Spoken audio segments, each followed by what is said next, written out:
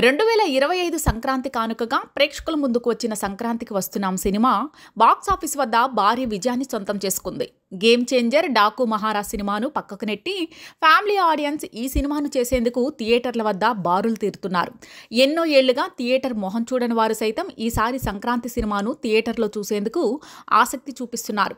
థియేటర్లు ఫ్యామిలీ ఆడియన్స్తో కిటకిటలాడుతున్నాయి. తక్కువ సమయంలోనే 100 కోట్ల షేర్ రాబట్టి రికార్డు సృష్టించిన ఈ సినిమా పలు రికార్డులను బ్రేక్ చేస్తూ దూసుకుపోతూనే ఉంది. తెలుగు సినిమా రికార్డులు అనగానే ఎక్కువగా బాహుబలి 2 రికార్డులు గుర్తుకొస్తాయి. బాహుబలి 2 సినిమా సాధించిన రికార్డుల గురించి ఎంత చెప్పినా తక్కువే. అలాంటి బాహుబలి 2 రికార్డును సైతం అక్కడక్కడ బ్రేక్ చేస్తూ సంక్రాంతికి వస్తున్నాం సినిమా వసూలు రాబట్టింది. ఏపీలో పలు ఏరియాల్లో సినిమా అత్యధిక వసూలు రాబట్టింది. మండపేటలో బాహుబలి 2 సినిమా లాంగ్ రన్లో 90 లక్షలు వసూలు చేసింది. అలా వైకుంఠపురంలో 68 లక్షల వసూలు నమోదు చేసింది. ఈ రెండు సినిమాలు లాంగ్ రన్లో రాబట్టిన వసూలను సంక్రాంతికి వస్తున్నాం సినిమా 10 రోజుల్లోపే దక్కించుకుని చరిత్ర సృష్టించింది.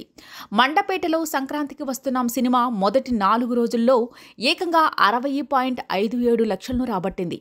వీకెండ్తో పాటు వీక్ డేస్లోనూ సినిమా జోరు కొనసాగింది. దాంతో ఇప్పటికే అలా వైకుంఠపురంలో సినిమా లాంగ్ రన్ వసూళ్లను బ్రేక్ చేసింది.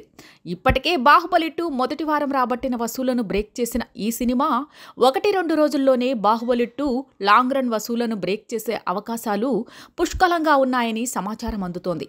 కేవలం మండపేటలో ఈ సినిమా 1 కోటి వసూలు సాధించే అవకాశాలు స్పష్టంగా కనిపిస్తున్నాయి.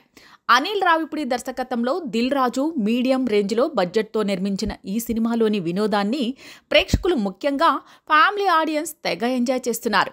వెంకటేష్, ఐశ్వర్య రాజేష్, మీనాక్షి చౌదరిల మధ్య సాగే సన్నివేశాలు, బుల్లిరాజు, జైలర్ ఇలా ప్రతి పాత్ర సినిమాలో హైలైట్గా నిలిచింది. ఫస్ట్ హాఫ్ గ్యాప్ లేకుండా కామెడీ సీన్స్తో సాగింది. సెకండ్ హాఫ్లో కాస్త స్లో అయినా ఓవరాల్గా సినిమా మంచి వినోదాత్మక సినిమాగా నిలిచింది.